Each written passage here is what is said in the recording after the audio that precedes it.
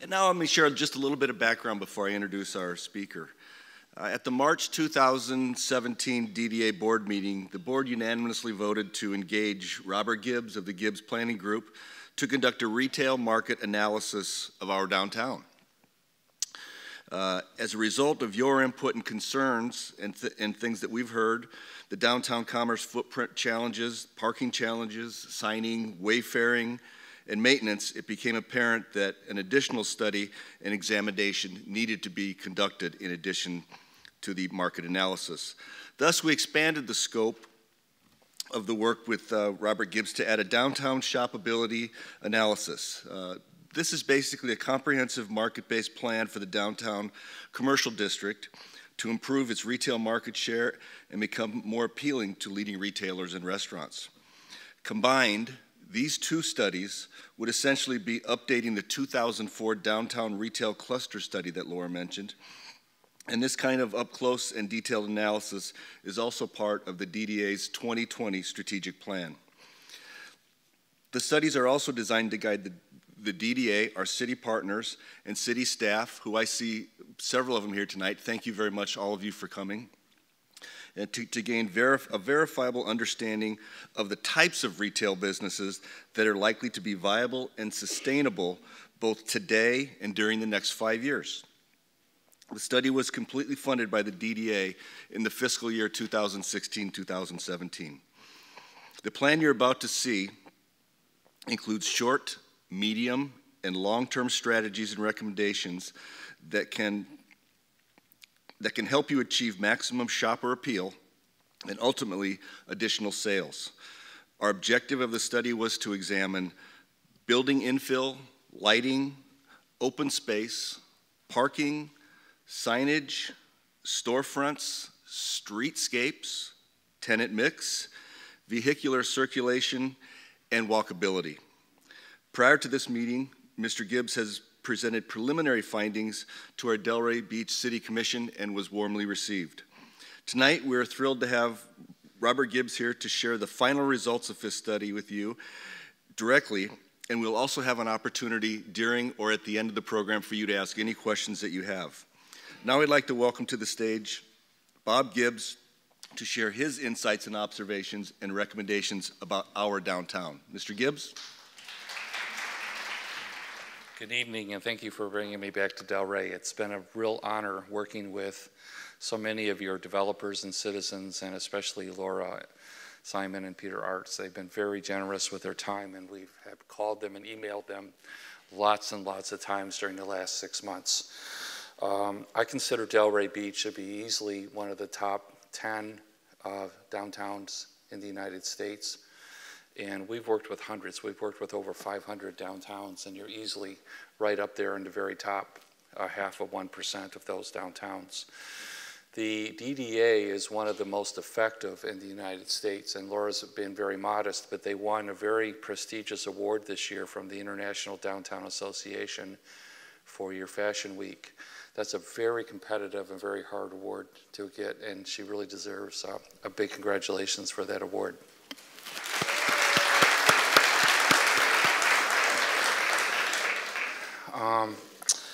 We have been asked to tell you probably things you don't want to hear, not to really flatter you, but to look underneath every stone and every corner and to see if there's anything that could be modified to improve your shopability from a shopper's point of view. And so this is like what department stores and retailers and restaurants do. They hire people to go in and be silent shoppers.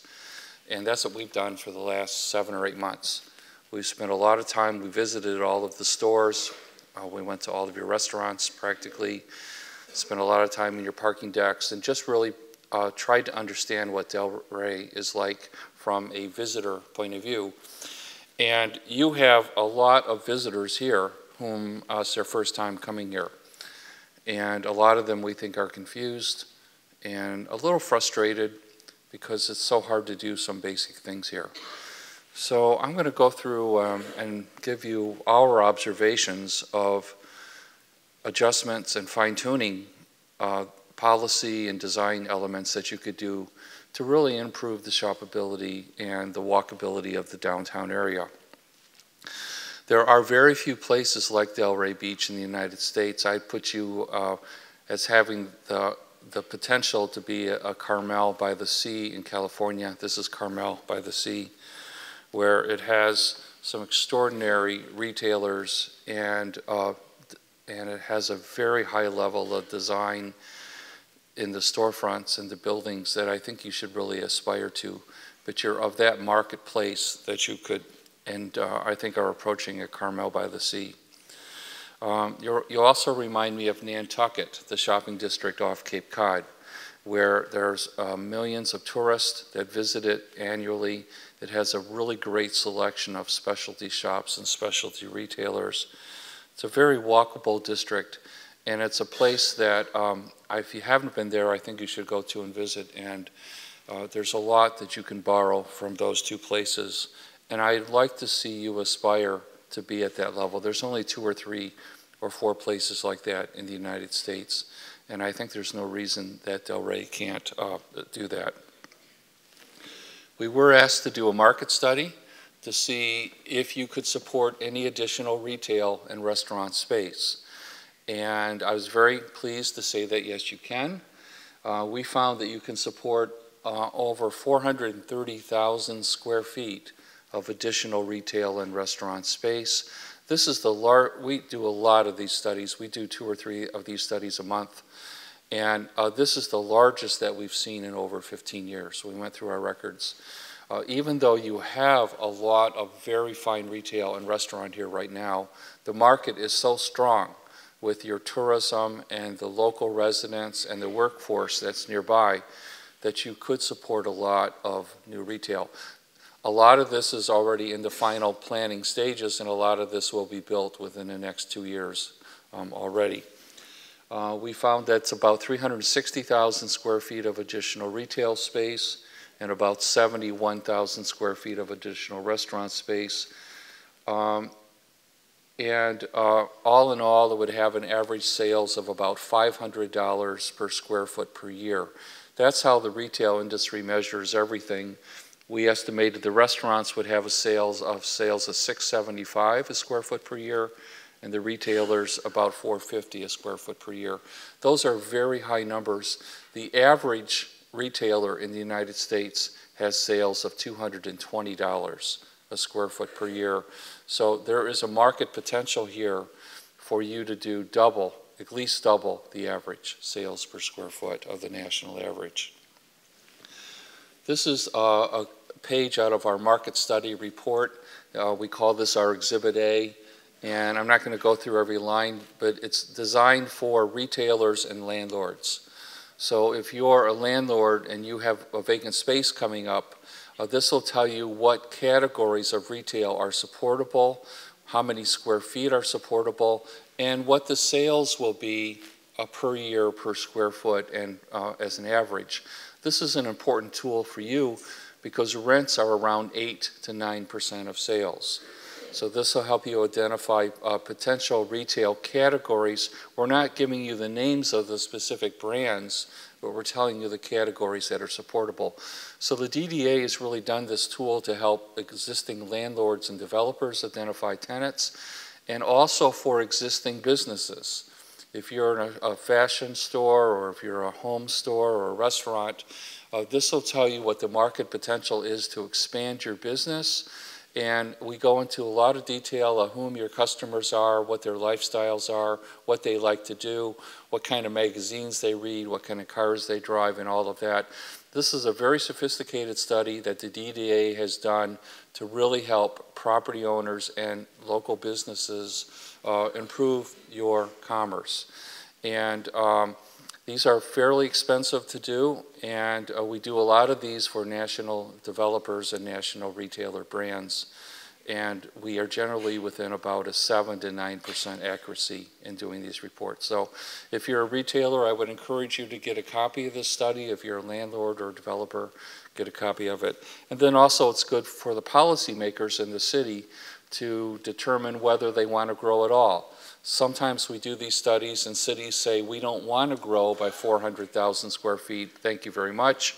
So they change the zoning not to allow growing. I just did one in the second poorest community in California, in the United States, in California last week, and found that they could really only support a gas station. And we don't usually find anything this close. This market that you have is a very, very strong market, and I think there's a lot of potential here. We also follow something called the Walk Score. The Walk Score is a service that measures in every geocode in the US. It measures every spot, every physical location in America, how walkable it is. And the scale is from 0 to 100, with 100 being a perfect walk score.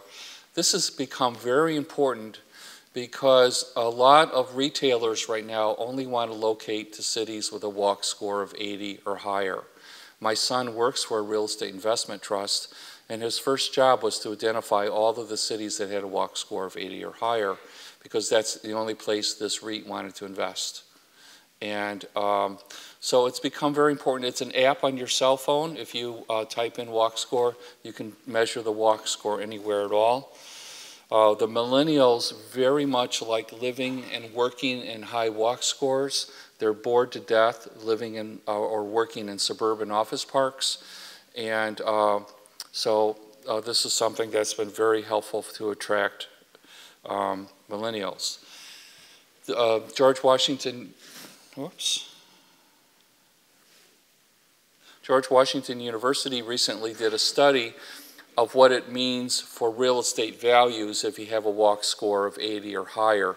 And you probably can't see this very well, but what it showed was property values are about 80 to 70% higher with areas with a walk score of 80 or higher. And even the cap rate, the cost of borrowing money, is 8% less when you have a high walk score. So a high walk score community gives higher retail sales, higher property values for residential, for office rents, and retail. We were very happy to find that Delray has a walk score of 92, a near perfect walk score. And that's extraordinary. There are very few places in the US that have this level of walk score, and a lot of the better retailers and restaurants and developers and institutions are looking into invest in these sorts of walk scores. Our study area was the entire Downtown Development Authority. All of your boundaries really from the beach to 95. And the recommendations that we're making are for all of these areas, including the West End, the Set, the Pineapple Grove area. All of the areas we're recommending that you implement these high standards. We did pose the question early on of whether or not every district should have a different standard. Should the West End have a more relaxed standard so that it would be easier to attract development? And we heard loud and clear no, that all of these areas want to have a high standard and that you're not hungry for development so much that you're willing to compromise on the quality of your built environment. We have been very delighted at the high quality of many of the retailers and many of the restaurants here. There's lots of fine local businesses, and you have a few national retailers. The first question we were asked was, should Delray Beach allow any national chains to come into the downtown? A lot of cities, in fact, almost every city we work in says no. They don't want national chains in the downtown area. And we reported back that you already have a number of national chains, and some of your favorite stores are national chains. You even have 2 Starbucks. But our recommendation is that you should allow national chains to come here with certain conditions. We recommend overall, if you could have an ideal tenant mix, that you would have about 1/3 national chains, 1/3 independent, and about 1/3 regional. There are downtowns that are more than a half national chains, and they tend to have a very mall feel to them. Charleston, if you've been to Charleston in South Carolina, that's a community we've been working with for about 20 years. and they have about this balance, a third, a third, a third. We feel that it's okay to have the certain national chains here, like I think Jay McLaughlin's here already, aren't they? To have certain brands are fine, but what's more important rather than the sign itself, the brand itself, is that the store look like it's a handcrafted storefront.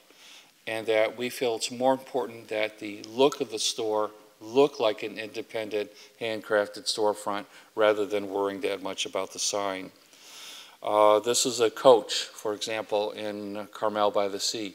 You know, on the outside, it looks just like any other independent retailer, but on the inside, it has really some of the best retailing, the best store design possible. Excuse me. And tourists really like shopping in national chains. And this is really strange with tourists. Tourists like to go away from home, of course, but when they buy things, they actually like to buy things at the same brands they have at home. And so it's okay that we feel to mix a little bit of that together. So we say it's okay to have national brands here, ideally no more than a third. That's really something you can't control. But we say as long as the storefront has a handcrafted and a high quality look, it doesn't matter to us whether that's a Gap or not. What's really important is the design and the way the store presents itself. And we could build a case showing that national chains have longer hours. They tend to be open on Sundays. They tend to be open at night. And they tend to increase sales somewhere around 15 to 20% for the independent retailers that are near them. What we really want to caution you against, and one of the biggest negatives we found here, this is not Delray Beach, by the way, one of the biggest negatives we found here is that a lot of your storefronts are designed to look like cheap suburban strip centers. And by that I mean they have dark tinted glass, which is not allowed by your code, but it's being allowed to be built. And they have just these anodized basic aluminum storefronts that are the same thing that you see out in suburbia and strip centers. We think that for a city of this quality, that you should not allow suburban style strip centers to be built along Atlantic Avenue or in any of your districts. And you have a very sophisticated form-based code that actually makes this not allowed.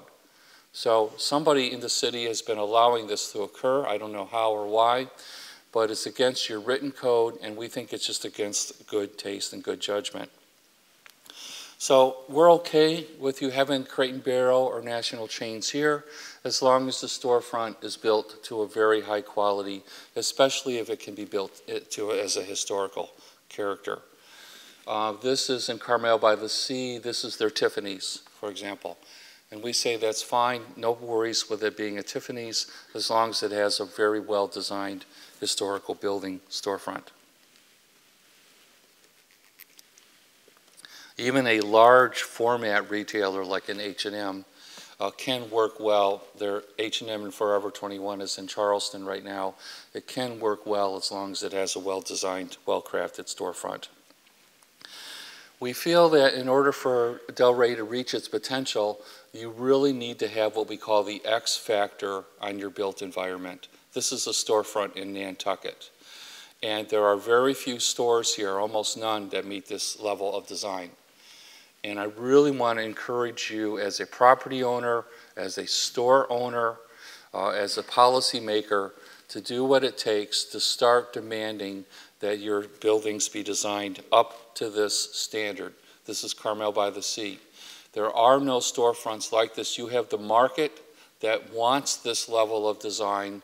You yourselves, those of you that live here, those of you that vacation here, want this level of design. It is required in your code, but you're just not implementing that standard. So your rents are high enough. A lot of your rents are pushing $100 a square foot. And for that level of rent, your landlord should be able to afford to cough up the money for a beautiful storefront. And we think it's time that you start demanding it. You're of that quality of a community. As a store owner, though, you shouldn't totally rely on the landlord. There's nothing that says you can't afford to put a planter box outside of your store window and put in flowers and maintain the flowers to a high standard. It's not all just one party that's responsible. As a local store owner, you should have flower boxes in front of your stores, and we think all of you should try to do this. We did get into parking a lot, and we think your parking management system right now is frankly a mess. It's just not functioning. And there is a lot of room for improvement. But before I get into the details, I want to tell you that your parking will always be a mess. You will never have a perfect parking system. When you do, you'll look like the Gardens Mall up in Palm Beach. Shopping malls have no parking problem because they're surrounded by 6,000 parking spaces in an ugly surface lot. You can't do that, or you shouldn't. They used to do that in the 60s. You shouldn't do that here. So as long as you're going to have a high walk score and be a walkable community, you are going to have to walk. And you're not going to be able to always park in front of your store, but there is lots of room for improvement in your parking. There are areas of greatly underutilized parking. This is the courthouse lot, for example. This is the library lot. And there are lots of areas that are underutilized, even at peak time, even on a peak Thursday or Friday lunchtime or a peak Friday night. There still are areas that are underutilized. And I don't know statistically if you have enough parking, but we think you do. And we do recommend that you actually do a parking study to see whether you have enough parking statistically. The most walkable downtowns in America have about 3 cars parking for every 1,000 square feet of commercial. When you get more than 3 cars per 1,000, then you have too many surface lots and you're not that walkable. When you get below 2.75, then you're short of parking. So generally a good target is to shoot for 3 per 1,000. I don't know what your ratio is. We have a number of best practices. I'm not going to go through them line item by line item. They'll be in our report, and our report will be public. But one of our recommendations is that you consider putting parking meters along Atlantic Avenue only if you have free parking available nearby. If you do install metered parking, we recommend that you install meters and not the kiosk. And I know it's too late. You've already purchased the kiosk, or you're in the middle of purchasing kiosk. We work for a lot of cities that have installed kiosks and they've taken them out because they're very hard for people to navigate. Sarasota, Florida, had kiosks for about 4 months, and they had so many complaints that they took them out. This is Santa Cruz, California, where they have kiosks for their garages. This is a typical scene. There were 14 people waiting for one person to figure out how to use the kiosk. Because, kiosks are kind of complicated. You have to be able to read and follow directions. And usually there's 4 or 5 steps you have to go through in the perfect sequence, and that's when it works perfectly. And for some people, that's hard to do. And this nice elderly woman couldn't figure it out. And there were people waiting. They were all frustrated. They finally helped her and showed her how to do it. But time is the new luxury in shopping. And even though you can use your phone, you can use credit cards and such, we're finding that the old-fashioned meters are preferred by most shoppers. And I shouldn't say old-fashioned meters. The new meters accept credit cards and they accept phone by pay.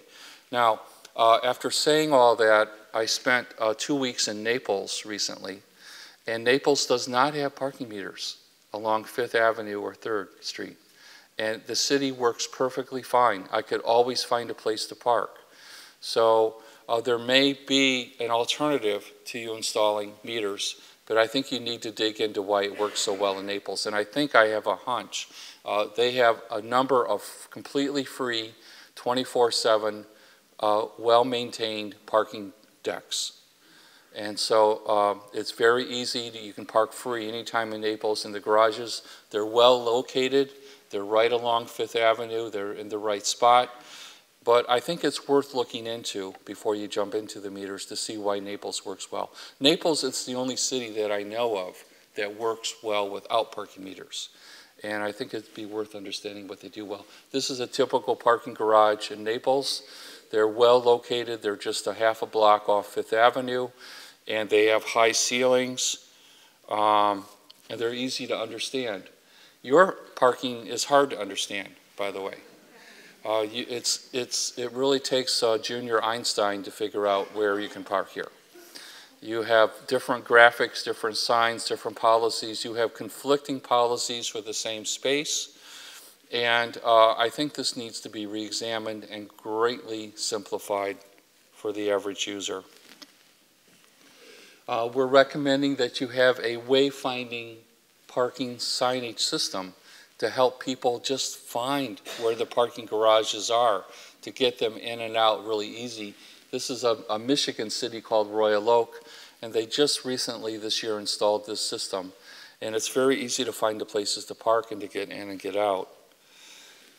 For example, this is one of your garages, but to a lot of people it just doesn't look like a parking garage. And I think a lot of people that aren't from here would go by. That is your sign that says parking garage. It's a little understated. So that's your sign, public parking. If you're a member of the public, you have to park on levels 2 and 3 only. You're not allowed to park on level 1. That's an upside down policy. It's the long-term users that should park on the upper levels, and the shoppers should park on the first level only. And then it says, if the doors are closed, when you come back, call this number and you can get your car tomorrow. Okay. The doors should never be closed. That garage should be operating 24/7. Can you imagine being all dressed up and going out for a nice dinner and coming back at 2:30 in the morning and finding out that you have to Uber home and come back and get your car tomorrow? That's a very unshopper-friendly policy. We're recommending, I'm not a graphics person, but we're recommending you hire a qualified graphics person to somehow better announce the garage than it is right now with the small orange sign. It needs to be very clear that there's parking here, and we recommend that the parking in your garages be free, at least a minimum the first 2 hours free, maybe 3 hours, or maybe you should do what Naples does and have all of your garages free 24/7 every day. Here's another view of that same garage. It does not pop out to you that that's a parking garage. So you need some sign. This is too big of a sign, but you need some sign to announce that this is a garage. This is one of the Naples, Florida signs. They have free, and they have a little electronic counter that tells you how many available spaces are in the garage. That's really handy. So you can drive along 4th Avenue or 6th Avenue, and you can see how many spaces are available and go in without having to come back out again and not being able to park. Your parking garages are third world country level maintenance. Okay, I do a lot of work in Panama, and their garages are better than yours. You know, when you force your shoppers to park on the 3rd level, but the elevator's broke. Can you imagine being in a wheelchair or not being able to negotiate stairs, going all the way upstairs, getting out of your car, getting in your wheelchair, and finding out that the elevator's broke? The elevator should never be broke. It should be monitored, and if it is broken, it should be repaired immediately. And your stairwells are really unsanitary and dirty and filthy. And this is really the first and last impression that all of your shoppers have when they come to Delray Beach. Even though they may have a wonderful experience in your restaurant or your shop, you're really telling them that this is a disgusting place to be.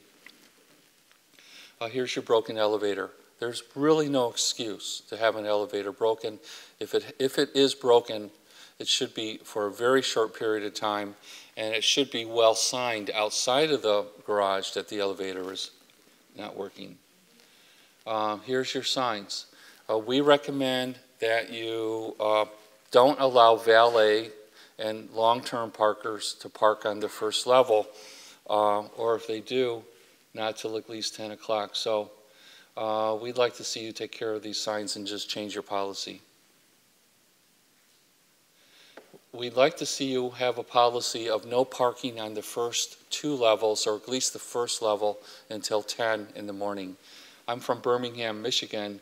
That's our parking policy, no parking on the first level till 10 in the morning, and this is our parking garage.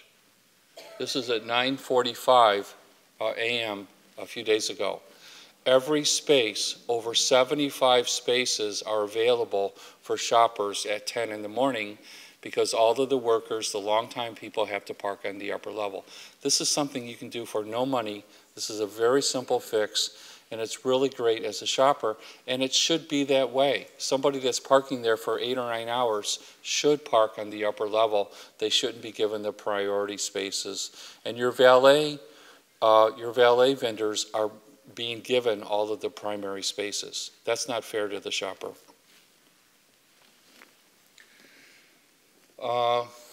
Meisner Park has that policy. The parking garages in Meisner Park are free. They have parking kiosks and parking meters. It's very expensive to park on the street, but if you want to park directly in front of a store, you can, or if you don't want to, you have parking garages that are free. So we're recommending that you consider meters. We're recommending that you only do that if the garages are free for at least a minimum of 2 hours, 24/7, and I would like to see you make them free all the time.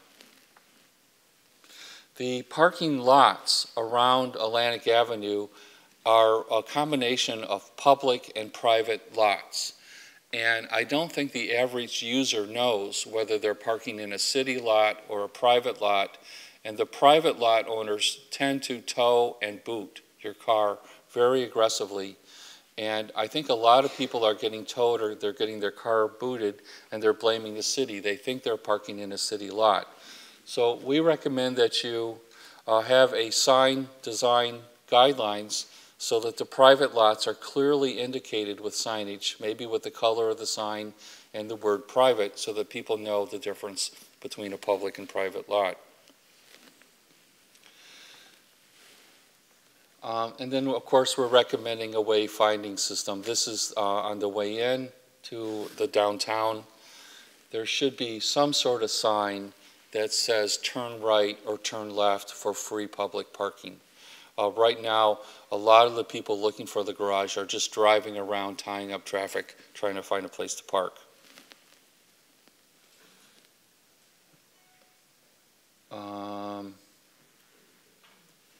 Here is some of your signage right now. And I did show this to a graphics expert, and they said that these signs are really not designed per industry standards anymore. So we recommend that you retain a professional wayfinding group and have them design signs that are easy to understand and easy to follow. This is the nice little tenant mix sign on 3rd Street in Naples.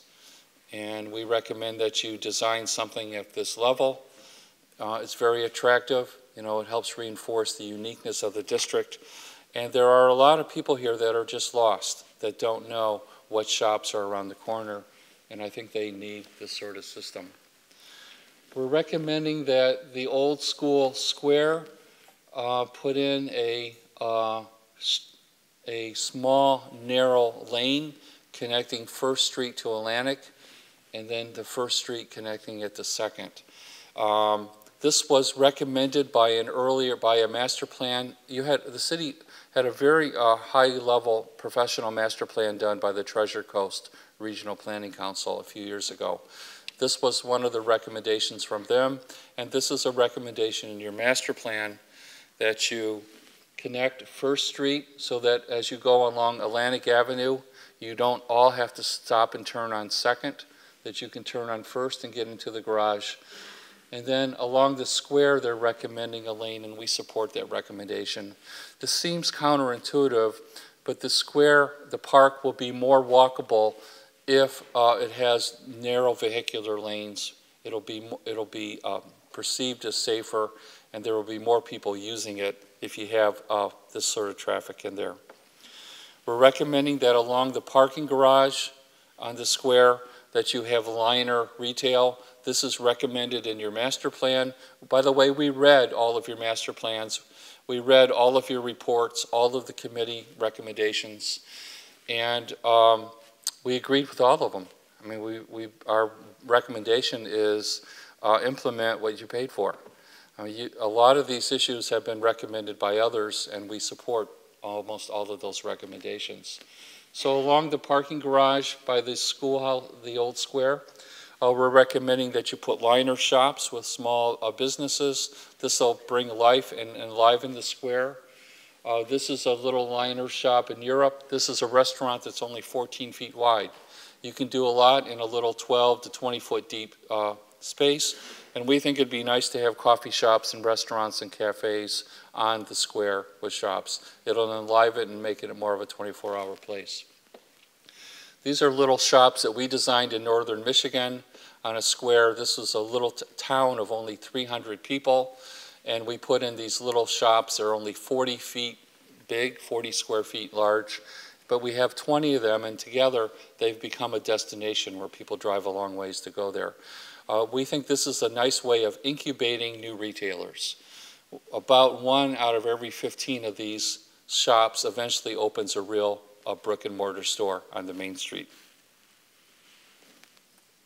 Seaside, up in the Panhandle, the resort town of Seaside has a similar sort of incubator. So we see you putting this in the square. This is basic urban planning 101. It brings more people into square, more activity. It feels safer, it gets a lot more use, and it's a nice thing to do. Your streetscape has a little room for improvement. It has some really great elements. You have beautiful bike racks, for example, and you have some cases where you have nice trash cans, and you have beautiful lighting. The new festive lights that the DDA has put on the street lights and the trees, for example, are really beautiful. But you have other streetscape elements that are just worn out and tattered looking, and they're really not becoming of a world-class place as you are. So we recommend that your signs be updated and they be replaced.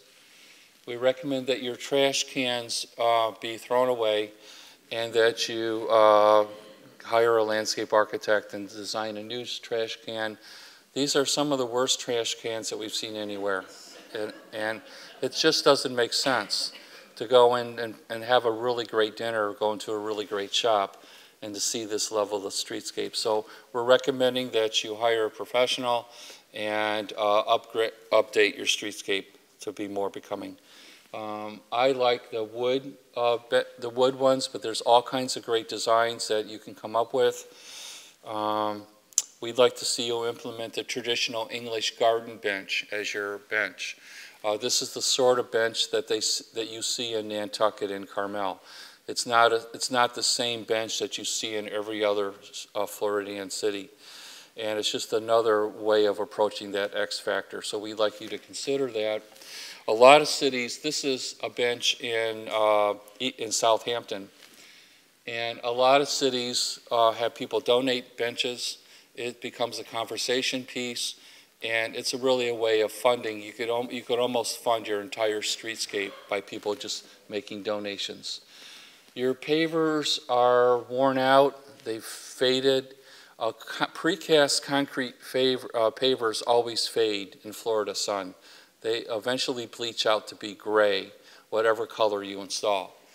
And the only way around that is to buy a real fire kilned clay brick paver. So your pavers have faded to gray, they're not that attractive, and many of them are buckling, causing a trip hazard. There's spots where we can see where pedestrians are walking through the shrub beds, indicating that there's a need for some sort of paving there. And many of your pavers are just unsafe. And many of your sidewalks are overly narrow. This piece of the sidewalk is less than 4 feet wide, which doesn't even meet the ADA handicap national code. The minimum for that is 6 feet wide. And we noticed that there's lots of cases where families with children in buggies are having to push the children in the street because your sidewalk is too narrow. We've seen people in wheelchairs having to go into the street because your outdoor dining is encroaching in that 6-foot minimum. You have a code that requires 6-foot minimum, but the restaurants are encroaching on it, or many of your pavers are unbuckled, or you've got landscaping that have overgrown it. So this is typical of what we see. Somebody installed a light pole right in the middle of that 6-foot zone, and there's less than 3 feet for someone to walk by that light pole. This is another example. There's really dozens and dozens of cases like this. And with the volume of traffic that you get and being a world-class destination that you are, we're recommending that you have a minimum of 7 feet clear sidewalk zone and that you actually enforce it.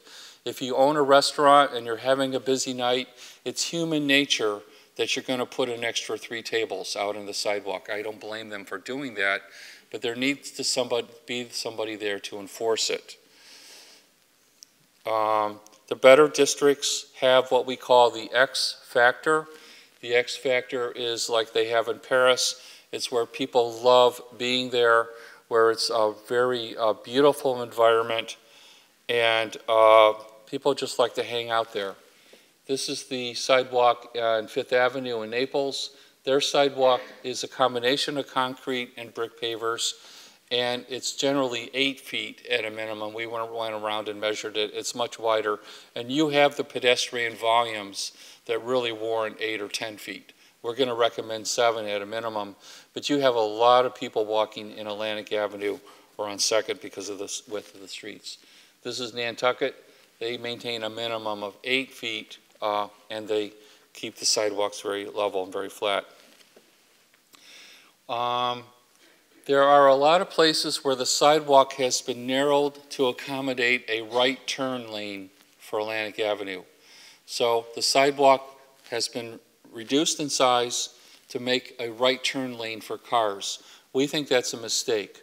We think that you can get rid of most of your right turn lanes, narrow Atlantic Avenue by 1 lane width, and then widen the sidewalks at most of your corners by about 9 to 10 feet. You have the need, you have the pedestrian counts that warrant that. The other thing that we noticed is that your sidewalks were misdesigned.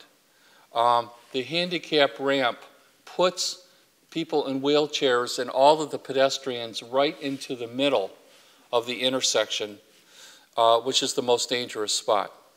So when you want to cross your sidewalk, if you want to cross your sidewalk, you first have to go into the middle of the intersection, take your chances with traffic, and then go back into your route. This is a medium term improvement, but we think your handicap ramps should be redesigned and rebuilt to put people directly at the narrowest part of the street rather into the intersection at the widest part. This is one of my pet peeves. I don't know why this happens, but a lot of city engineers do that, and it's just really unfair for somebody in a wheelchair or with a stroller or somebody walking with a cane to have to compete with the traffic in the street. We're recommending that your crosswalks be better marked. This is a typical crosswalk where you have very weak striping. We're recommending that you install wider white, what are called zebra stripes. Just a very simple thing you can do with paint. It tends to make cars slow down. You should hire a traffic engineer to give you the latest design. I'm not an expert in designing these, but there are new technologies where just with the price of paint, you can make it much safer to cross your intersections. And then your intersections should be automatic. They should automatically put a walk sign. You should not have to push a button and then wait for the light to turn green for the pedestrian to cross. That's given an advantage to the car and a disadvantage at the pedestrian. Your lights should be on an automatic timer, so every signal automatically has a pedestrian walk light so that you don't have to push a button and wait. For a pedestrian zone like this, and this is okay on a highway, but in a walkable downtown, you really shouldn't have this condition. There's a technology that's been around called the barn dance. Right now, if you want to go diagonal across the street, you have to push the button, wait for the light to change, get to the other side, push the button, wait for the light to change. And we think that's discouraging shopping. We think a lot of people are just staying on their side of the block. There's a new thing. This is what it looks like. This is what it should look like. There's a new thing called the barn dance. Well, it's not that new. It's been around for decades. Beverly Hills, California, and Pasadena, California have the barn dance. And that's where all 4 lights turn red for a period of time, and you can cross the intersection at a diagonal. And this is Pasadena, California. This is their barn dance. It really promotes safe pedestrian crossing, and sure, it makes the cars have to wait an extra 45 or 50 seconds to go through the intersection, but that's okay. We think the advantage should be to the pedestrian here, and the disadvantage should be to the car. So we're recommending that you consider implementing a barn dance on your signalized intersections, or at least the most busy of those intersections. We really love the fact that you have so many restaurants and so much outside dining here, but we feel the restaurants need to have more space for their tables. We met with a lot of restaurant owners, and they all said they'd like more dining opportunities. And one thing that is being done around the country are what are known as dining decks or parklets. And that's where they take that's where they build a platform in a parking space, and it allows the restaurant to have another 10 or 15 places to sit outside. This is an example of how it's done. This is my hometown, Birmingham, Michigan. We've had these parklets for about 20 years. They're very, very successful because it causes a lot of people to be out into the street. It slows the traffic down a little bit. This street is a 2-lane street that has 22,000 cars per day on it, more than you have on Atlantic Avenue. And it's full of dining decks, and it's been very popular.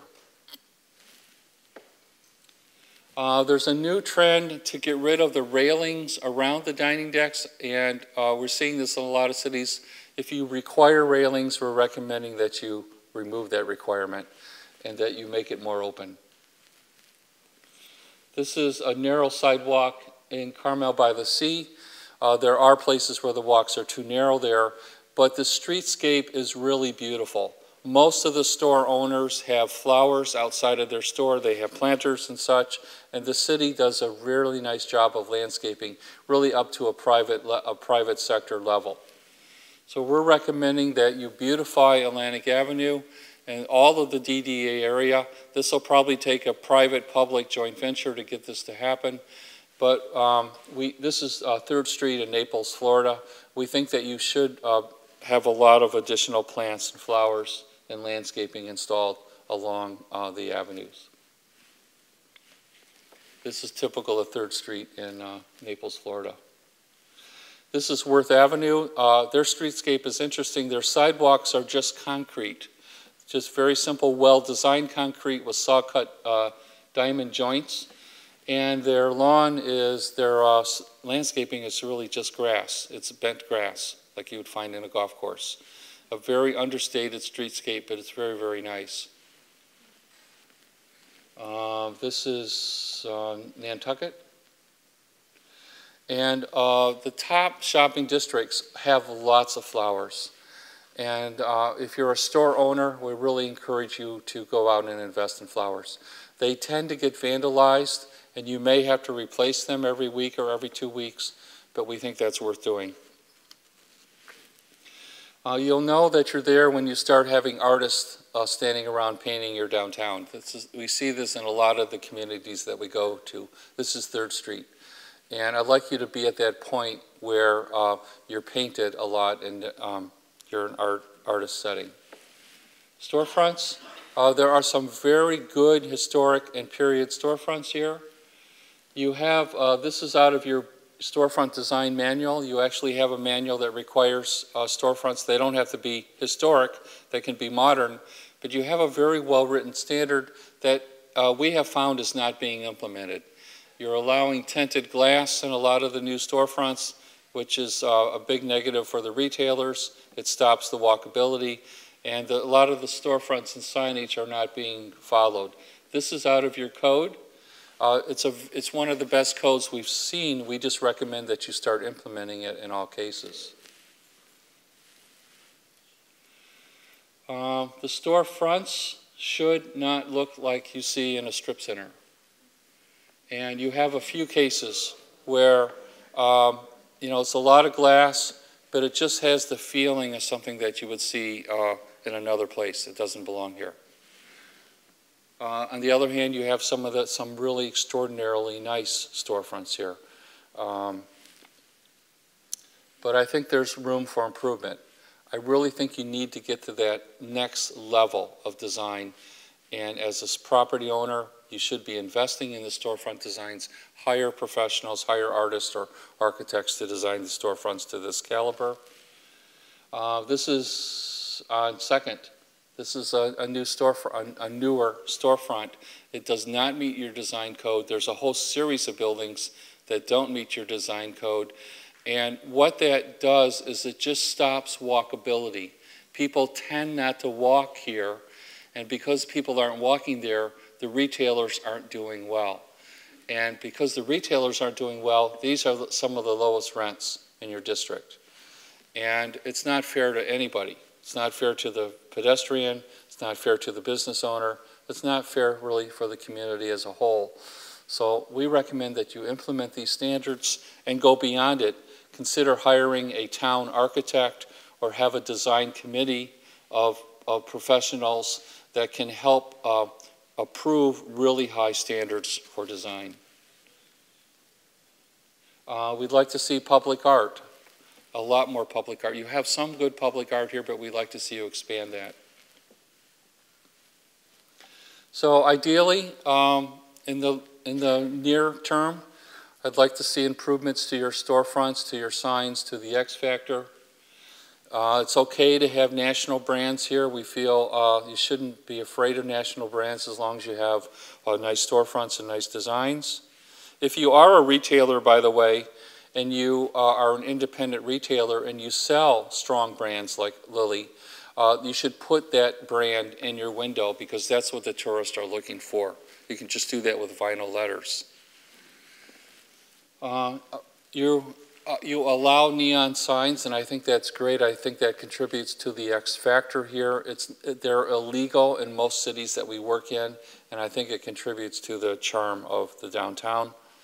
You can go beyond that. You can have handcrafted signs. There should be letters should be pinned onto the front of the building. Your projecting signs should really be three-dimensional and sculptural when possible. I don't know if you allow A-frame signs. I don't remember. You don't allow A-frame signs. We're recommending that you do allow A-frame signs for retailers as long as you maintain that 7-foot minimum clear zone along a sidewalk, and as long as the signs are handcrafted and they look like this rather than the plastic signs that you buy in the big box store. Laura asked me just to talk to retailers a little bit about visual merchandising and what you can do to improve sales. And the number one thing is to have a well-designed store front and a nice store display. That brings people into your store. Again, many of your storefronts have dark tinted glass. I realize some of you get sun in the afternoon, and if that's the case, we recommend long awnings on the outside of the building or roll down shades for that period of time when you have severe sun. The retailers right now are putting in what's known as the front and center table in the front and center of the store. That brings people in from the outside into the store. And a lot of retailers are using this color of red. This color of red motivates people to spend money. And so it causes a chemical reaction in your brain that says you need to buy something.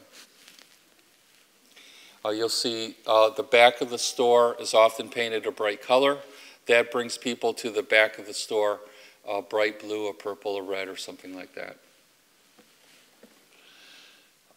There are a number of properties that are underutilized right now by the tennis courts, for example, in the lower right. This is a diagram out of one of your master plans that calls for liner buildings to be installed there. Those can be installed really without any big expenditure. You have the real estate available for those to go there. And your master plans illustrate lots of places where you can put in little pop-up or liner shops.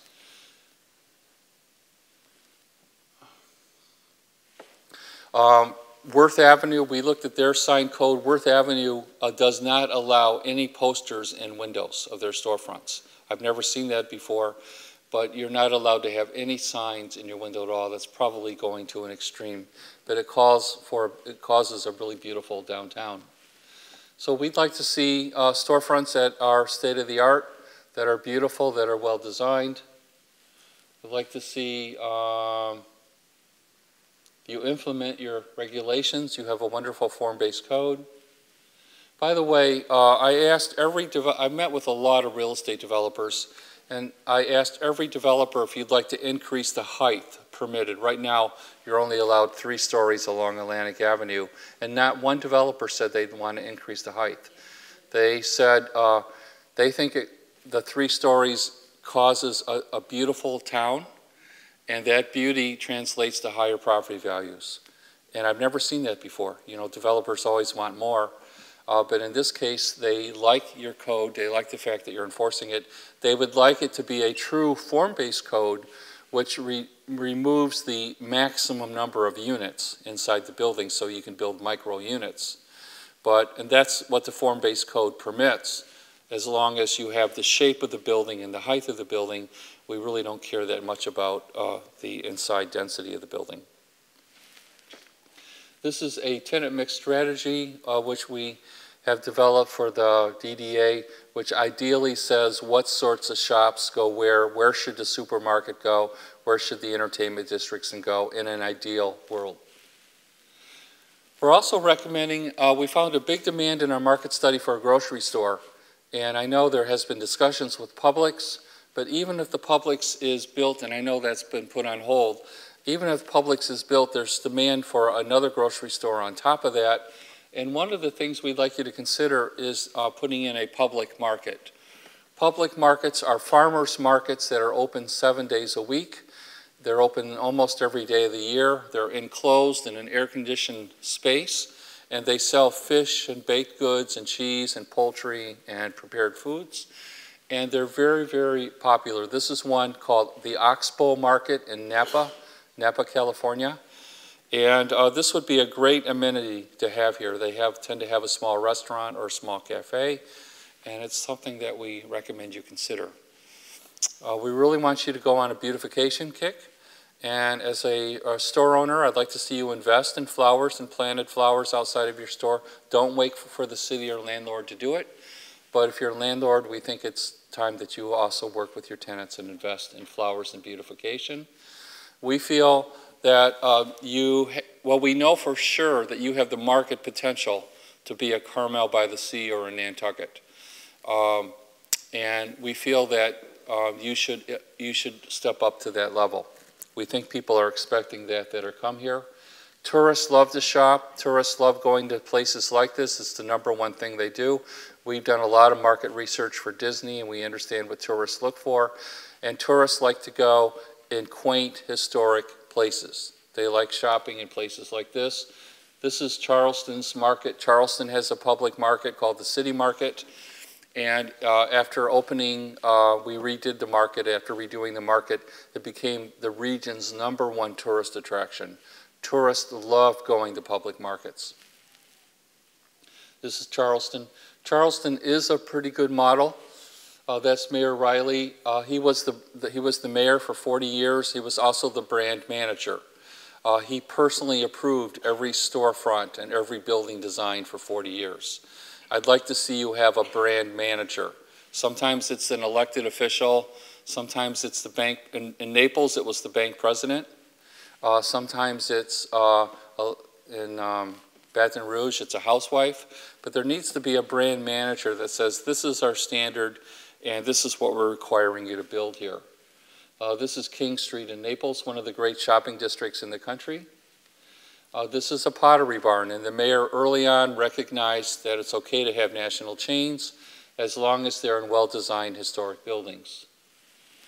So we have short-term, mid-term, and long-term recommendations. I'm not going to go through them in detail, but we recommend that the short-term recommendations be implemented within the first 90 days, that the mid-term recommendations be implemented within a year, and the long-term recommendations be implemented within 3 years, as a rule of thumb.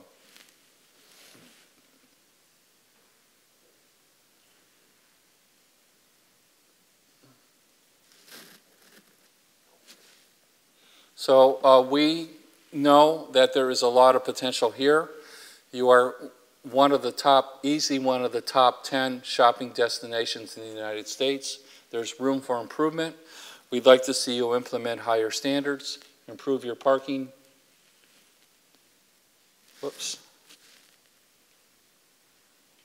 Improve your parking, improve your improve your beauty, your streetscape, and bring the shopper experience up to another level. So I'd be happy to take questions. I'd be also happy to take, if you don't ask me tonight, you're welcome to email me. You can get my email address through Laura, and I'd be happy to answer questions. And I still get emails from people, phone calls or emails. I'm happy to do either one. So thank you very much, and I'd be happy to take some questions. Yes. If you could, when you ask your question, if you could state your name so we could have it for our record. Hi, I'm Bob Curry.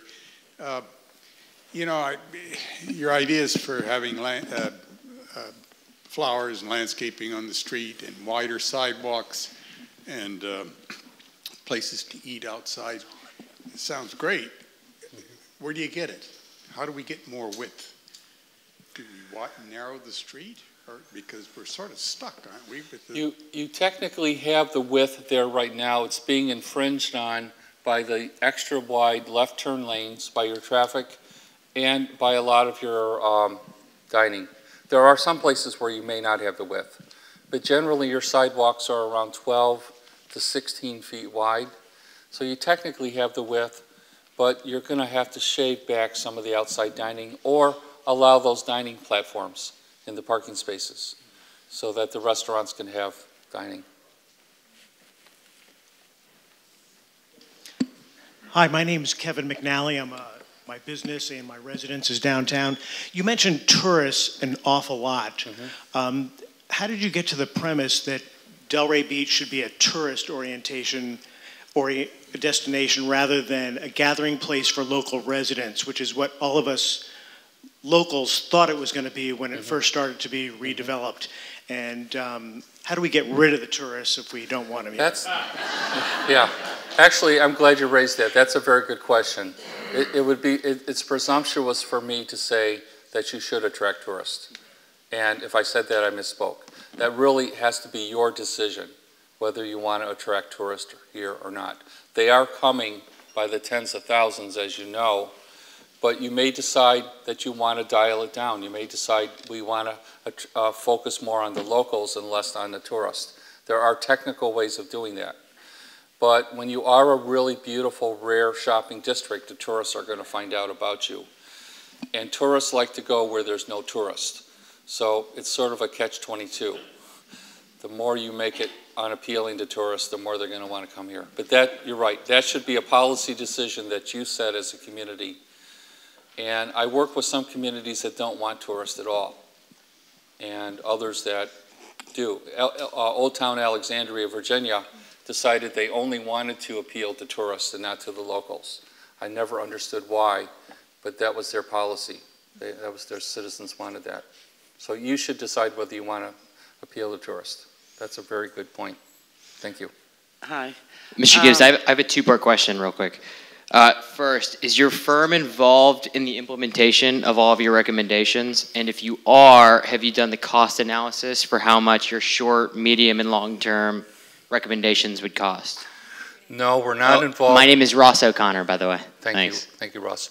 No, we're not involved in the implementation. Our job was to report back to the city and the DDA of what you could do. The next step is really for the DDA and your policymakers to decide if they want to do this. Do you want to change your parking policies? Do you want to have valet park on the rooftop rather than the first level? So our job is to tell you what you could do to increase sales. You may decide we don't want to increase sales and we want to stay the way we are. You may decide we'll implement some of these. So no, I don't know what they cost. Some of them are just for the price of paint. A lot of them are very inexpensive though, and some are expensive. Hi, Christina. What's your opinion on the wing store in downtown? The wings, the big wing store? I have mixed feelings about it. It has long hours. It's well lit. It brings a lot of people downtown. But its design reminds me of what I see in suburban strip centers. Right. And I'd rather see a more historic-looking storefront. But the use itself, the use itself is something that attracts tourists, and it's serving a market. It just looks out of place. Yeah. I know. It's just not Delray. Good evening. My name is Patrick Halliday, and a question I have for you is when you talk about the additional space on the avenue, the pop-up restaurant space, do you take in consideration that right now we have some major projects that are coming out of the ground? We have the IPIC Theater. We have, if I believe, there's going to be 4 more hotels along with Atlantic Crossing. Experts have indicated that when these projects are completed, we can clearly see as many as 4,000 more cars in downtown Delray, which is complete gridlock, lock-it-up nightmare. Many communities where I came from in Charlottesville, Virginia, we had a similar situation back in the 70s where we took Market Street and we actually built 4 parking garages on the corner of downtown and we closed off Market Street to all vehicle traffic. It's all pedestrian, it's walkability. The merchants went crazy. They wanted to kill the mayor, they wanted to do all this kind of stuff because they insisted that the business would suffer. If you go back there today, you'll see Miller's Bar and Restaurant, you'll see the fine shops, but the bottom line is business has successfully increased year after year after year, and right now they're at a 70 to 80% increase in retail sales, restaurants, bars, and shops, because they took the initiative to understand that to beautify downtown Delray and Atlantic Avenue.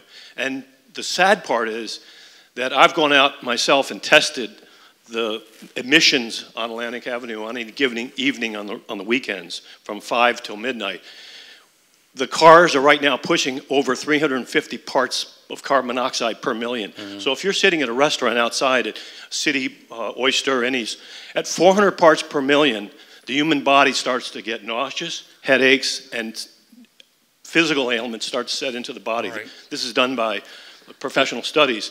So at some point in time, the CDC and other government agencies would come in and do these environmental testings and find that there are the cars on Atlantic Avenue cannot continue to even be there without severe health hazards. So I would want to say that moving forward, you'd want to maybe think seriously about a roundabout at Swinton, and of course closure from Swinton to 5th, which is being tested. Thank you for your question. Okay. The question is, should you and did we consider and should you consider making Atlantic Avenue a pedestrian-only street?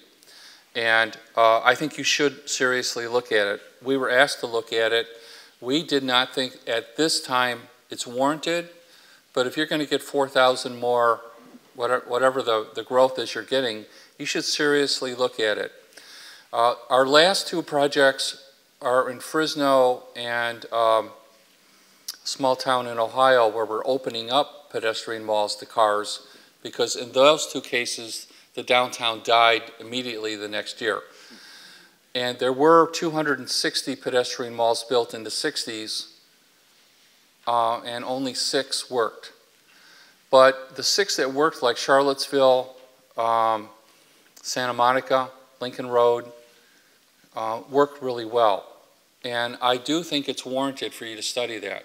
I don't think this is the time to do it, but it may be in the near future. And I seriously encourage you to consider looking at it. The odds are against you that it'll work, but they do work in some places.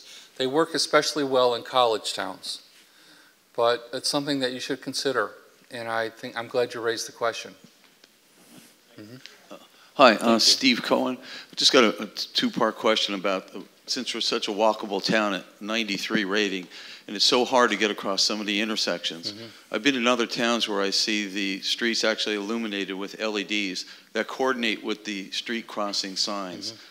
Have you seen that before? Do you think it's effective? I have seen a lot of that where there's little lights in the street itself, and our recommendation is that our observation is there is room to improve your pedestrian crosswalks.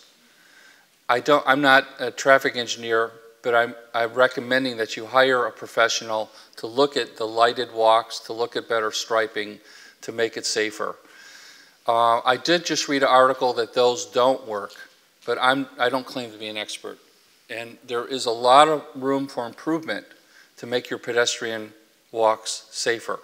And that's our recommendation, is that you actually study them, redo the handicap ramps, make the radiuses tighter, get rid of the left turn lane or right turn lane when you can, and make them safer. For the amount of people you have here, I think you need safer crosswalks. Do you also, the second part of that is stopping right-hand turn on red in the downtown area, where the cars down here just don't seem to stop for people. I go to New York City all the time, and they actually really do up there, as tough and as busy as they are and as aggressive a driver. But down here, they just don't seem to, they all want to slip through and not let the people by. I think that's an excellent idea. I don't have the credentials to recommend it, but I think you should study all of those details. Yes. All right, thank you. Thank you. Hi, Michelle Hoyland. I'm a principal planner with the City of Delray Beach, and I serve in the Historic Preservation Division. But to follow up to what you're talking about, Steve, I think that perhaps we definitely do need to hire or look at a transportation consultant, because I remember 15 plus years ago we had a retail consultant that came through the town and told us traffic on the Ave was good for the retail businesses, because then people would be stopped and looking in to see, oh, I want to go into that store or restaurant. But something we haven't maybe looked at is that our signal timing needs to change along with the additional traffic on the avenue. So you come to Federal Highway heading northbound and hit Atlantic Avenue, and you've got 30 cars and the light's timed for 10.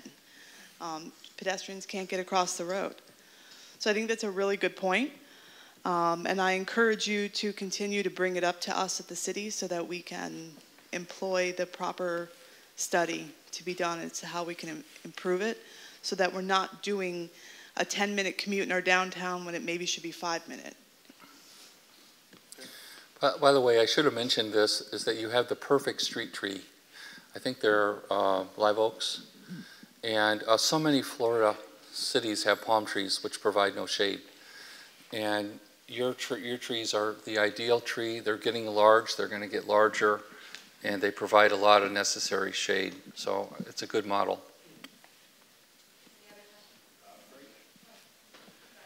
Hi, thank you. Rob Steele from Old School Square. Welcome back, Bob. Nice to see you again. Thank you for your insights and the genius of your team and coming and sharing that with our community. Particularly helpful for me because as a fellow Michigander, I could understand every word you were saying throughout the presentation tonight, you know. Midwesterners, we speak slow and we understand what each other is saying, so beautifully done.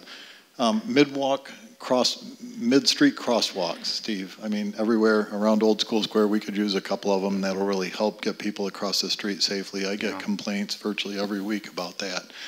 My comment tonight is about Old School Square. It's a beautiful 5 acres, probably the most valuable 5 acres in South Florida. And it's a part of this grand design that you've laid out in front of us tonight. And yet it's a sword rusting in its scabbard. We really haven't done what we could do with it. And now is the time to light the fuse and begin the impetus to improve it so that the perimeter of the park has car stopping, curb appeal. There's a place for people to picnic and have coffee and meet and eat lunch and do everything else in the shade of these grand trees. We need more trees, we need more shade, we need more grass, we need a place that really attracts people and makes them remember Delray Beach as a place that did it right and has a great green area to enjoy that. So ideas on how you move the chess piece forward on that, please. Yeah, actually, we do. We think you need to have some cafes and shops and coffee shops in there. There's lots of models of doing that.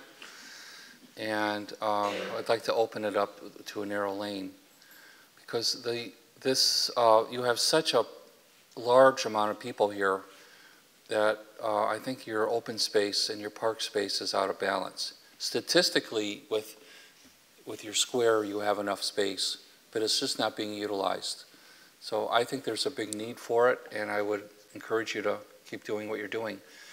And we supported what the other plans called for. The other plans studied it and made some recommendations about the liner shops and retail. We support that. We think that was a good plan. Good evening. My name is Paul Rosenberg. Thank you for your presentation, Laura. Thank you. I have two questions. One is, what do you think about, you talk about parking structures and so forth. What about the robotic parking? Any view with regard to that? I have seen robotic parking work very well. I'm not an expert on it, but I have seen it work very, very well, and I'd recommend you continue to look at it. Okay, and of the 434,000 square feet that you still believe we have capacity for, do you know how many square feet has already been in the works or already been approved? About half. There's about half, a little more than half, I think, is on the drawing boards right now. And by the way, I should have said this. That demand, that 400,000 square feet demand, could be absorbed entirely by existing retailers by increasing their sales. So in theory, you could absorb that demand through all of your existing businesses and restaurants. Thank you. Thank you. This is one of the largest demands we've seen, and we ran 4 models. This was our most conservative model that we're showing you. It's a really overwhelming demand. You have to decide as a community, do you want it?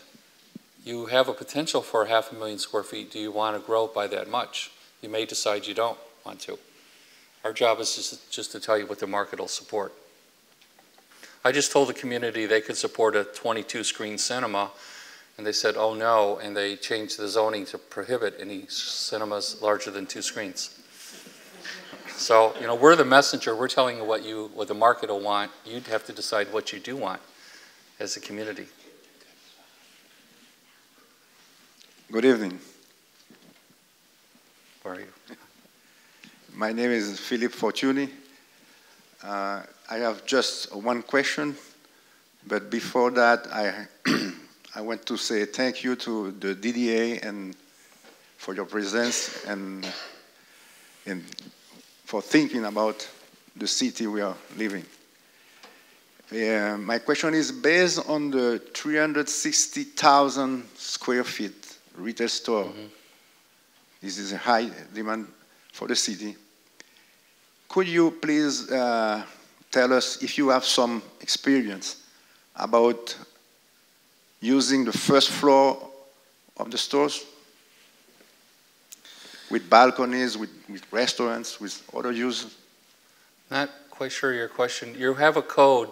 I believe the city has a code that requires the first level of most streets to be retail now for the first 20 feet. Are you asking? I'm not sure what you're asking. Should it be required? Can you help me, Laura? I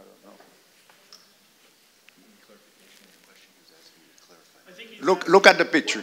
Look at the picture. The White House, you see? You have retail store in the ground floor, but nothing in the first floor. Could you use that with balconies, with restaurants, with other uses? Oh, I see. Yeah, by the first floor, you mean the second floor. Yeah, second floor. In Europe, it's the first floor. Now I understand completely. Excuse me. It's the ground I understand floor. what you're saying. Yeah, right. What we call the second floor. Yes, we encourage balconies and living on the second floor. Absolutely, yes. Yeah, very much so. You're right. I think am I the last question? Is that what you want me to announce? Hi, Anthea Geniotis. I'm the principal planner for the city for Long Range. I have a question actually about valet parking. A lot of the downtown streets at a certain hour turn over to only valet parking. and valet parking spaces. And I'm wondering, it's kind of a unique situation for me based on my history. Do you have any advice for how we're running that program? Yes, thank you. I feel our experience here is that you're making it very easy for valet operators to park. You're giving them the prime spots, the first level of your garages. You're giving up your prime parking spots on Atlantic. Pardon? They have to rent spaces. Right. They're not using any public, totally not allowed. They have to provide their own parking. I've seen in one garage, though, I did see it was reserved for valet parking when I was there. That's a city operated. Okay. Well, my answer to your question is we feel that a lot of your prime spots are being used by valet. And we're recommending that almost all of the valet stands be taken off Atlantic and put onto the side streets, and that the prime spots be reserved for your shoppers and diners. And we feel it's okay to ask your valet parkers to walk a block or 2 blocks to park the car, but we feel the shoppers should have the right to have the prime spots.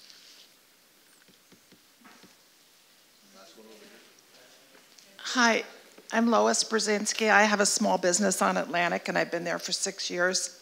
One thing I didn't hear you address tonight, which is of a lot of interest to me, is what the small retailer does in today's environment. Since I've been on Atlantic Avenue, I've seen so many stores go out of business. There's empty storefronts. Apparently, rents are increasing. People can't make it. I mean, you paint a very rosy picture about how much more we can use, but yet I don't see some people that I know able to make it. And I know it firsthand from talking to people. It's getting harder and harder to make it as an independent retailer on Atlantic Avenue. And I'm not sure what we do about it, because the only thing that seems to me is people like Jay McLaughlin and Wings and the national retailers can afford the rents on Atlantic because they balance it with other places. That's a great question. I'm very concerned about the local retailers. I met with a lot of you. Some of your best retailers, for example, are not able to get inventory because the manufacturers are preferring to sell directly online to the customer, and they're not shipping inventory to you. The internet is 8% of sales right now, and our study only goes out 5 years. It's very plausible that beyond 5 years, that it'll be hard to operate a store here. And we have a comment about that. But with $100 rents, and with if internet shopping goes up from 8% to 10 or 12 or 20%, it may be really hard for the independent retailers. So our general recommendation is, while times are still good, we're not in a recession, you should fine-tune all of these. We have about 200 recommendations. You should make it as pleasant and easy to park and shop here as you can, and shore up your market share before we have a collapse in the retail industry.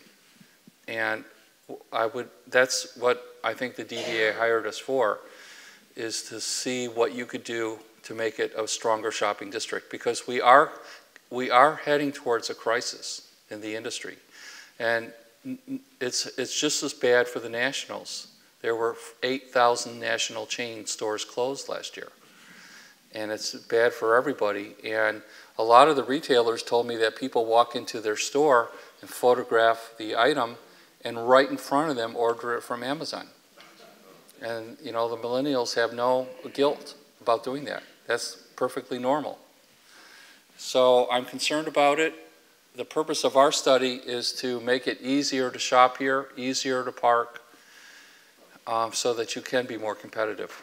But we're only going 5 years out with our study. I don't feel comfortable going beyond that. That's a great question.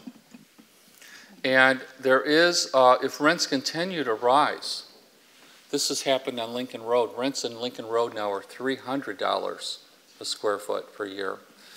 And when they reached 150 to 200, only restaurants could afford to pay them. Now at $300, the restaurants can't even afford to pay them, and they're getting nightclubs and bars. And there is a limit as to what people can pay, and I'm concerned about that. I've seen that in other cities. So our recommendation is continue with what you're doing with your effective marketing with the DDA, but let's make it easier to shop here, and then you have to decide as a community how easy do you want it to be. Do you really want the worker and the tourist to come here or not? You may decide you don't. That's a local decision for you to decide. Good evening. I'm Mike Caruso. I want to first start out by thanking the DDA for putting this event on. It's excellent and very informative, and for you coming here and sharing your wisdom with us, it's terrific. I'm on a few boards in the city, and one of them is a parking management advisory board, which is a big problem here. We've got two major problems here, parking and traffic, and I think everybody would agree with that. And with regards to traffic, would prohibiting left turns on Atlantic Avenue, have you considered that? What effect that would that have? We have considered it, and we think that they should not all be removed. There probably should be a left turn allowed on Second, but maybe in other cases they should be removed, yes. Okay, and where would you strategically like to see, based on not the current demand, but the future demand after all the development that's, I mean, we've got a lot of different projects in the works here. Where would you foresee parking garages? A block, we have, I think we have an exhibit that's going to show that, but about a block off of Atlantic. Whereabouts? I don't know off the top of my head, but we'll have an exhibit that'll show that. Okay. We are recommending additional garages. I'm sorry. Oh, right. Okay. Thank you. Thank you very much. How do I tell Big Al he can't ask a question? I'm not going to do that. Thank you. Dr. Alan Costello, DDA Board. You mentioned that you disliked multiple stores with the same storefront that exist, and most of our stores are not that way. But we have a 2-block complex on the west side called Atlantic Grove on the 200 and 300 block.